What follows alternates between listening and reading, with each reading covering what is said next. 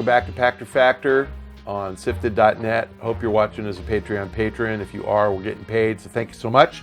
If you're not, this intervening way to pay us, which nobody seems to be doing, is link your Prime account to your Twitch Prime account. It is easy. Instructions right below. Just click, make it happen. We get paid, and now we're going to reward you. We're going to archive these shows on Twitch TV, so you're going to get a chance to watch them the same time as Patreon patrons without spending any money. So please do that. If you are watching on YouTube, then you're lame, because if you have an Amazon Prime account, you could have watched this a week ago. And so please go back and link your Twitch Prime account to your Amazon Prime account so you can watch the show last week. But if you can't figure all that stuff out, then just follow me on Twitter at Michael Pachter, and I will stop ragging on you. First question from SIFTD from either Herbitronic or Herbitronic. Are you a herb or an herb?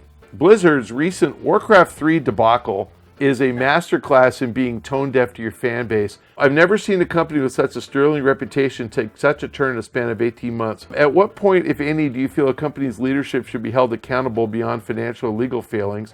Is Rod Fergusson going to Blizzard going to have an impact? I gotta say, I haven't played Warcraft III Reforged, so I don't know exactly what's wrong. I read a couple of reviews. What I read was the multiplayer is wonky and doesn't work and whatever. I played Warcraft 3 in 2002 or 3, something like that. To me, it's a single-player game. And so they're remastering a single-player game. Play it single-player. How could the reviews be any different than they were from the 2002 game? It's a remastered game.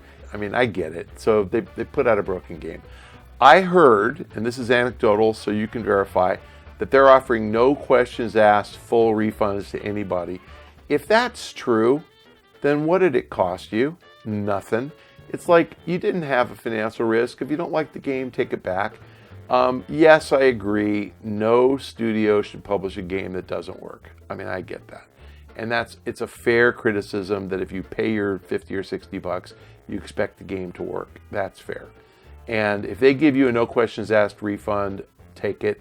My guess is they will patch everything. They'll figure it out. They were on their earnings call. The game only came out, January 28th or something. So they literally, 1 week later, were on their earnings call, and they said, we screwed up and we'll get it right. We'll make it right. I expect everything's going to get fixed. But in the meantime, take it back. Wait for them to reissue the game with all the patches, and then read the reviews. And if it says everything's working, buy it again. If not, move on, play something else. There's plenty of other games. I don't think gamers have a right to expect any old game to be remastered. When they are, it's a delight. And I think you do have a right to expect, if you spend money, that the game will work. That's fair. But if they offer you a no questions asked refund because they screwed up, then what are you complaining about? Fine, you're never going to play a Blizzard game again? Enjoy yourself. Yes, you are. Because most of their games are great. And I will say, name all the Blizzard games that have come out in the last 15 years that have been bad. Okay, Warcraft 3. Any others? I mean, maybe Hearthstone or Heroes wasn't your thing, or Overwatch, but they were all good, good enough. Go look at the original World of Warcraft review scores, 75. The worst reviewed Blizzard game ever until Warcraft 3 Reforged. And I think their average review score heading into that was like 84 or 88. It was like ridiculous how high it was. And they got a 75. And you know how long it took? And I remember this, again, 2004. Most of you guys weren't alive. If you were, you weren't playing games. But 2004, I remember this. People were like, oh my God, World of Warcraft is broken, it sucks. And what people didn't understand was it's a persistent world, persistent universe, and they just keep adding and fixing. And about 3 months later, nobody was complaining anymore. Destiny, remember when Destiny came out? Bad review scores. And 3 months later, they fixed it. Now, they didn't have enough content, so it got boring quickly, and people leveled up to level 28 or 30 or whatever and couldn't go any further and were pissed. But the bugs in the game were fixed within the first few months. I would expect Warcraft 3 Reforged is going to be like that. And all my invective is just like, I'm tired of gamers and their sense of entitlement. If you paid $60 or something, you have about $60 worth of gripes. And if they give you your money back, you have $0 worth of gripes. So quit complaining, get your money back, and move on. Get something else. It's like, to me, it's like looking at that movie, I forgot the new movie's called, Harley Quinn movie, and saying, oh my God, it's terrible. Watch the trailers, you can tell it's terrible. Like, don't spend your money or your time to go get it. The cool thing about games is reviewers get their review scores up the same day as the game is released. This thing had a 60 Metacritic right at like 1 minute after it came out. So the only people who really were hurt are people who pre-ordered the game or who spent a lot of time with the bugs. Don't buy it. So the answer to your question, I mean, truthfully, at what point do you think the company's leadership should be held accountable beyond financial or legal failings? Legally, there's no issue at all. Financial failings, they are accountable. They're not getting paid. And if they do it again and again and again, they're getting replaced. So I think Jay Brock knows that if he doesn't deliver on whatever's next on World of Warcraft expansion, Shadowlands, that he's in trouble. But the guy was responsible for WoW Classic. Did you play that? I didn't hear any complaints about that. And they're constantly updating WoW Classic. There's like a new expansion to that coming out. So I think he's actually done pretty well. And the guy's been in charge of WoW for the last 12 years or something. He's done a pretty damn good job. So I don't think he's in any danger of losing his job. Rod Fergusson going to Blizzard, like, I apologize for using the same word in a different context. Wow. And I mean just the word wow with an exclamation point, as in, oh my God. Boy, this is going to really piss off Vince Zampella. Rod Fergusson is the nicest game developer I've ever met. I love that guy. And yes, Vince, you're in the top 3. There's a lot of really great game developers out there. Rod Fergusson is great and a super good guy. He is such a good guy.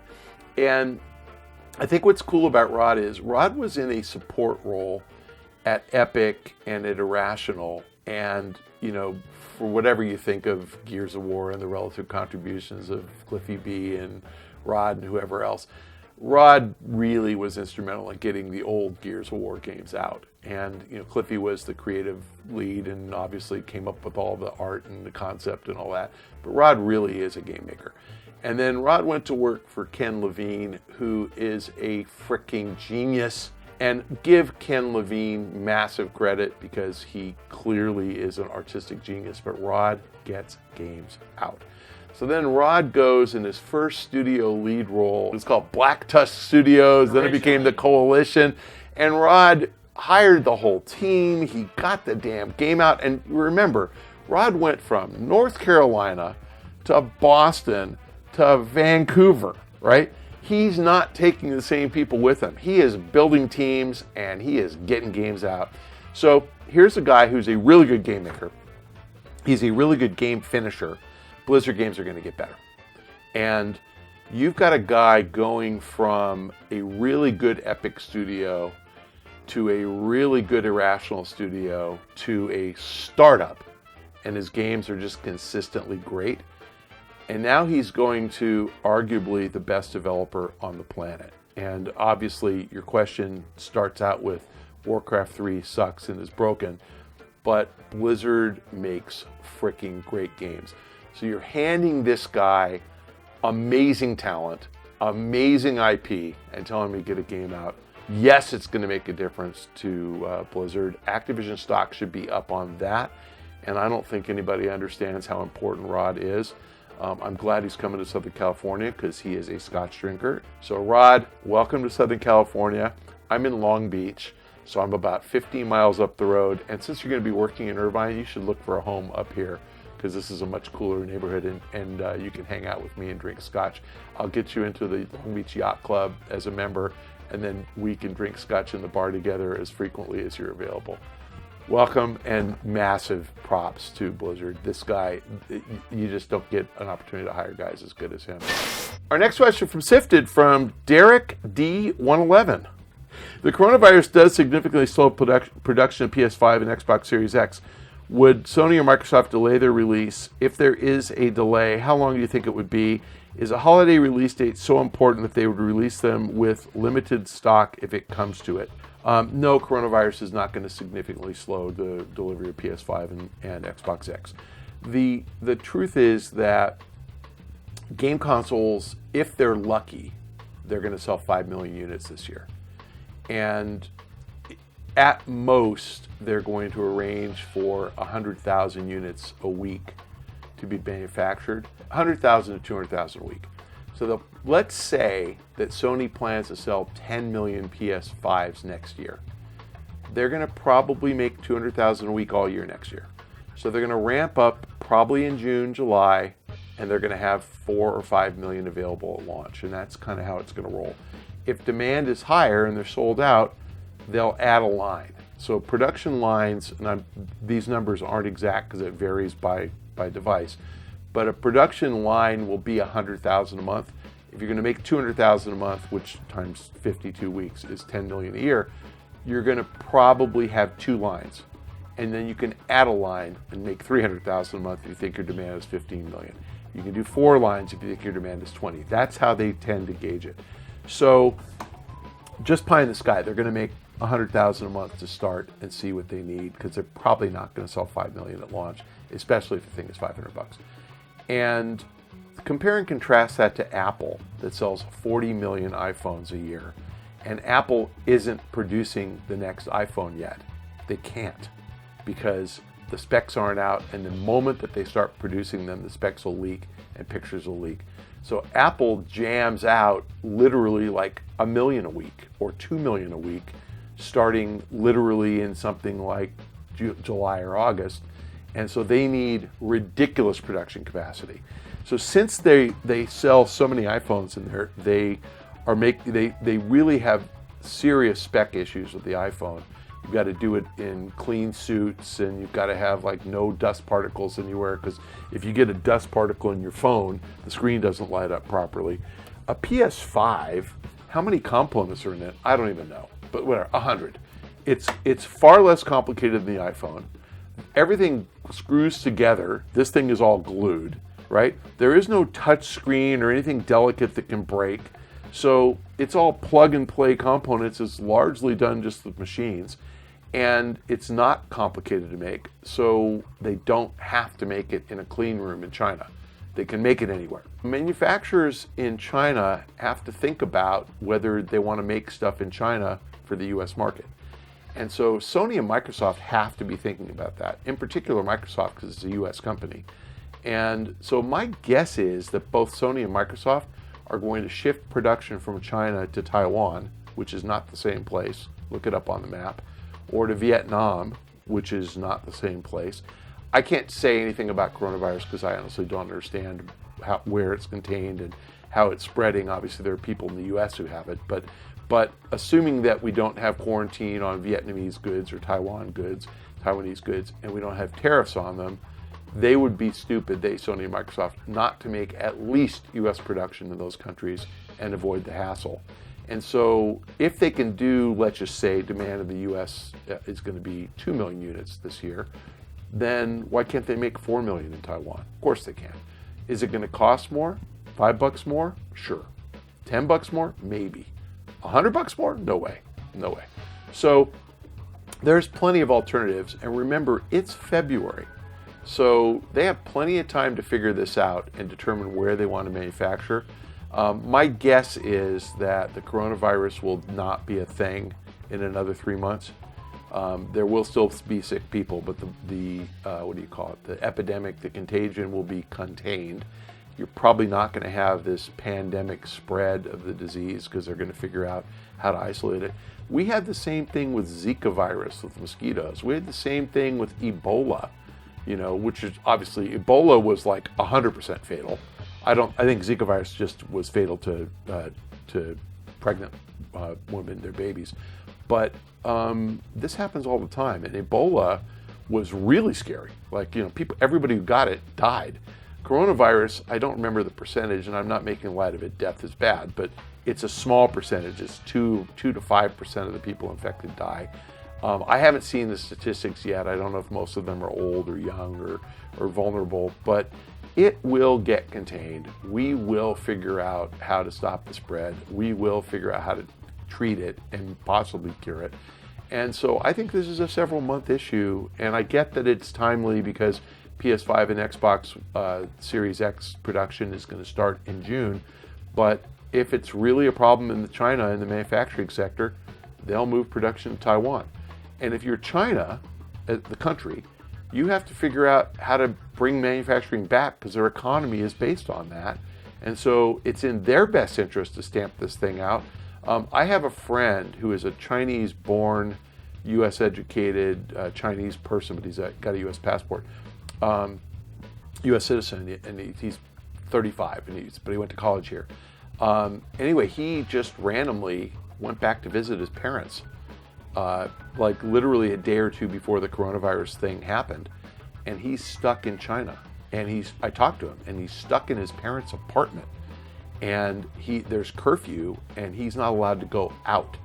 And I can't remember what city. He's not in Wuhan. He's in another city, but they are limiting the people in China to one household member per day is allowed to go only to things like the grocery store, like things that are necessities.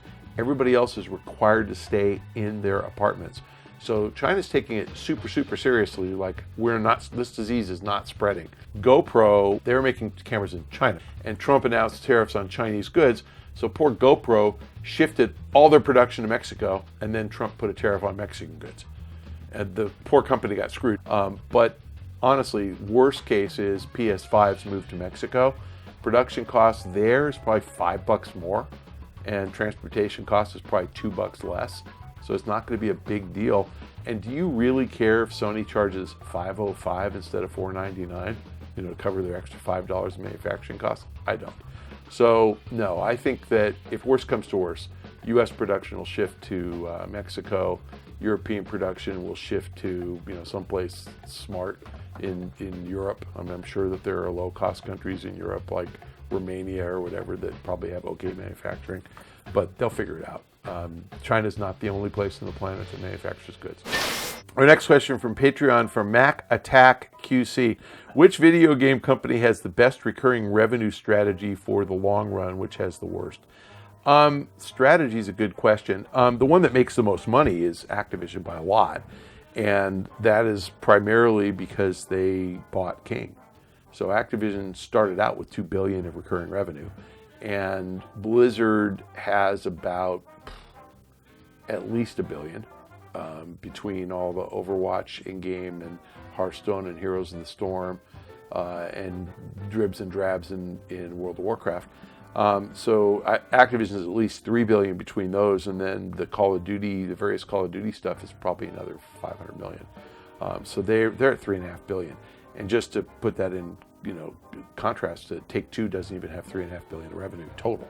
So Take-Two's recurring revenue trailing 12 months was just under $1.4 billion. So it's a big number. And that's driven by GTA Online, Red Dead Online, NBA. So, and that is up from under $400 million 5 years ago. So Take-Two is probably growing faster than any of them, and so they're great. EA is FIFA. Well, all the Ultimate Teams are probably 1.4, 1.5 billion, and then mobile is about $500 million. So EA's at least 2. And then you've got dribs and drabs in their other games, their non-sports games. Star Wars, I'm sure, has some, but so they're in between. They're bigger than Take-Two, smaller than Activision. All these are big numbers. I mean, billions of dollars. I mean, they're really big numbers. So who's got the best recurring revenue strategy for the long run? They're all going to have the same strategy, but if I had to single out a company that I think has just really done an amazing job, it is Take-Two. I was hypercritical of them in 2014 and 15 for not releasing DLC for Grand Theft Auto 5. And they said, politely, they've always been super nice about it. Hey, we're doing, GTA Online. And I was like, well, how big can that be? And oh my God, it's $400 million a year, forever. Now, however you want to look at it, there's 120 million copies of GTA out there. So, maybe we can say each person who bought a copy is spending $3 a year, but, it's $400 million a year for a long time. And the thing I think that's cool about GTA Online, they can make that free to play for anybody anytime they feel like it. And the day they do, it's going to be 800 million a year. So their strategy is build this persistent world and give people things to do. Give them a casino and a bunch of heists and a bunch of missions and reward them, and they're going to keep coming back. They've been brilliant. Second, as far as strategy, FIFA Ultimate Team. And in fairness, FIFA Ultimate Team is a ripoff of an old IDOS game called Football Manager or Championship Manager. That was the old game. And what Andrew Wilson at EA, the CEO, his claim to fame is he figured this out. He was like, here's what they're doing with their inferior soccer game. We've got FIFA. Their game isn't as good, but they're monetizing on a recurring basis. We need to do that. And he single-handedly came up with Ultimate Team. I mean, I know his employees, but I mean, he was the driving force behind that. That's why he's president of EA. And in fairness, Ultimate Team has probably done $10 billion in the last 10 years. So God bless the guy. He's generated billions of dollars of wealth. And I don't, people were mocking him a year or so ago for making 40 million bucks. He generates billions of dollars of profit at EA. Yeah, I'm okay paying that guy 40 million bucks. I mean, it's really amazing. So that one, looking at your assets and saying we've got these really great assets and we can monetize them, that's smart. But if I really had to single out the one guy who is late to the party and maybe the smartest, it's Bobby Kotick and at Activision. And what Bobby said, and he's right and he's wrong, but I like that he's bold and he's trying. We have a lot of IP here, and we can monetize this IP beyond the traditional method of taking your intellectual property and just putting out a PC game or a console game and selling it once. And so they are the guys who, figured out Overwatch can have a recurring revenue model, who launched Hearthstone and Heroes as standalone free-to-play games, and to varying levels of success, but they worked. Who decided to make Call of Duty a mobile game, and it's tracking at 300 million a year, and that's pretty good for just some IP that they already owned. Who has announced Diablo Immortal, and notwithstanding all you whiny little bastards out there think it's not fun because it's not as good as Diablo IV, it's not supposed to be. It's supposed to be, bite-sized, fun, play while you're in line at Starbucks for a few minutes. That's going to be several $100 million a year. They're going to do other IP. They're going to do Warcraft Mobile. It's going to happen. And it's not going to be the same audience. And it doesn't matter. It expands the market with that IP. They've got valuable IP people have heard of. People want to play it. And so I think their strategy is actually the best. But, we'll see if they execute. It's hard. I think you should celebrate that they're going to bring more people in their games for you to kick ass. Like, you want a bunch of noobs. Look up the word noob in the Urban Dictionary. Like, if there weren't noobs, you wouldn't be good. If everybody was better than you, you'd be the noob, you asshole. So, no, I'm serious. It's like the guys who I don't like noobs. Yeah, you like kicking their ass and taking their shit in Diablo, don't you? No, I appreciate that everybody starts out as a baby, and all humans start out not knowing anything. And so I like when they expand the market for my favorite games and they bring in a bunch of new people, and I don't care how bad they are. It gives me more people to beat up and take stuff from. So you're foolish not to like it. So I would say Activision has the best strategy because they have really good IP and they're exploiting it. Take-Two, I think, really does. They came up with GTA Online. They shifted the strategy from DLC to persistent world, in-game transactions, and really not loot boxes. And I think that was super smart. And EA, in between phenomenal success with FIFA, they haven't really or all sports. They haven't really replicated it outside of Ultimate Team yet. Okay, our last question this week from SIFTD, from K-Daz. With a new console generation on the horizon, exactly how risky is new IP? It seems that for every new IP this generation, there are 20 sequels, remakes, or clones. How can we let publishers know we're eager for something new? Hey, good luck. I don't know if this is right, but I heard that the next-gen consoles are backward compatible, which takes a lot of risk out. So if you make a game that is Xbox One or PS4, built, it'll work on your PS5 or your Xbox Series X. So that means you don't have to make a next-gen game. And So that takes the risk out of buying FIFA or whatever and making sequels. And you can do new IP for the install base right now, but the answer is all new IP is risky, and it's just easier to make Grand Theft Auto 6 than it is to make Agent, which is something that Rockstar theoretically was working on in 2009, and we haven't heard about it since. Agent's not going to sell as many units. So a game like Outer Worlds, really high critical acclaim, really good game, sold 2 million units. That's just not good. Where a very similar game, Spider-Man, similar in terms of quality, sold 10 on the PS4 only. So, Spider-Man's not better. It's not worse, but it's just not a better game. It's the same. And one sells 2 because it's brand new IP and nobody knows what it is. And the other sells 10 because it's Spider-Man, everybody knows what it is. So the answer is it's risky to create new IP. You want new IP, I don't blame you. Good luck. If a publisher thinks that they greenlight a project and it sells 2 million units, they won't greenlight it. If they think they greenlight it and it sells 10, they'll greenlight it and pay a royalty because they'd rather sell 10 than 2. So unless you are Cyberpunk 2077, and again, the Witcher series and Cyberpunk are novels. They're adapted from another medium. The Witcher book sales went up, believe it or not, when the Witcher TV series showed up on Netflix. And I had all these game writers going, oh, is the Netflix series responsible for the popularity of the game and the books? And I'm like, well, it's driving the book sales because people who watch TV read books. You want IP that works. So IP that worked in the book form or comic book form, I think is fine to make a game, game out of. You can get new IP based on characters. So you can get an Avatar game and that might be good, but you're just not going to get new IP like Outer Worlds again. That's where I like Take-Two. I like Private Division, that they're doing a game called Disintegration. It's new IP, and I bet it's great. I'm looking forward to that.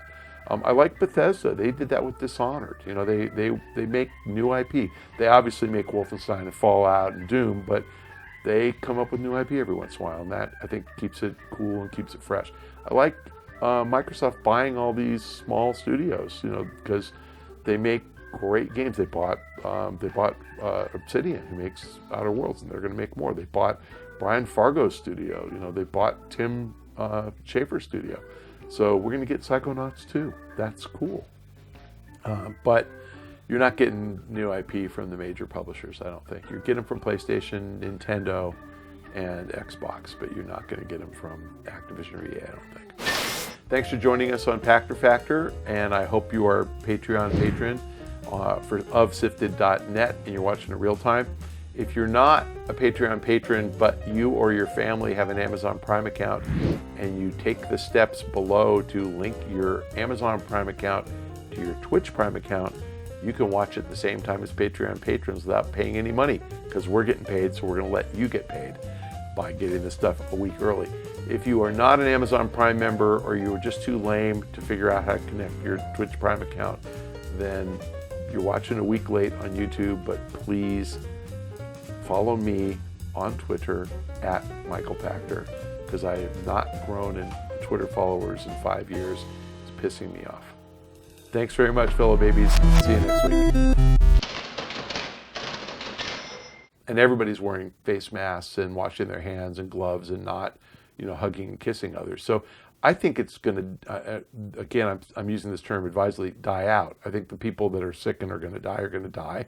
People who are sick and aren't going to die are going to get over it and be done, and it's going to stop the spread. So I would say zero impact on PlayStation 5 or Xbox Series X. So now the rest of your question, I don't think there'll be a delay. Is a holiday release date so important that they release them with limited stock if it comes to it? 100% they would. So yes, and remember, there are places like Mexico that nobody seems to think about that are inexpensive manufacturing hubs. I think, if I'm not mistaken, all of Sony's televisions, and if I am mistaken, all of Sony's North American televisions are manufactured in Mexico. So if Sony is making TVs in Mexico, why wouldn't Sony make PS5s in Mexico?